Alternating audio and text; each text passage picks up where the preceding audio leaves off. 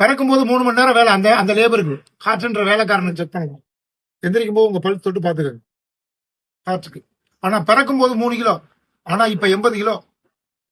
பிறக்கும் போது 3 மணி நேரம் வேலை அந்த அந்த லேபருக்கு ஹார்ட்ன்ற வேலைக்காரனுக்கு நம்ம கிட்ட ஜாயின் பண்ணும்போது வெறும் 3 கிலோ.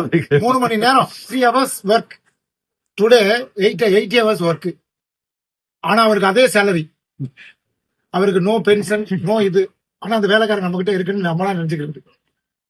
எப்படி அது எப்படி பாசிபிள்? எப்படி சார் பாசிபிள்? அது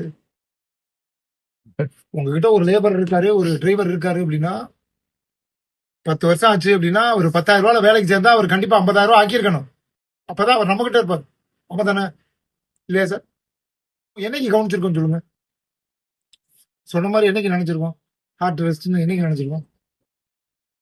ஹார்ட் ரெஸ்ட் அப்படின்னு நினைச்சாலே இரவு சாப்பிடக்கூடாது. ஹார்ட் ரெஸ்ட் தான். படுக்கும்போது அப்பதான் உடல் அறிவு வரும். ஹார்ட்டுக்கு எப்படி இருக்கணும் நீங்களே எப்படி செக் பண்ணி பாருங்க. சும்மா இருக்க நேரம் செக் பண்ணுங்க.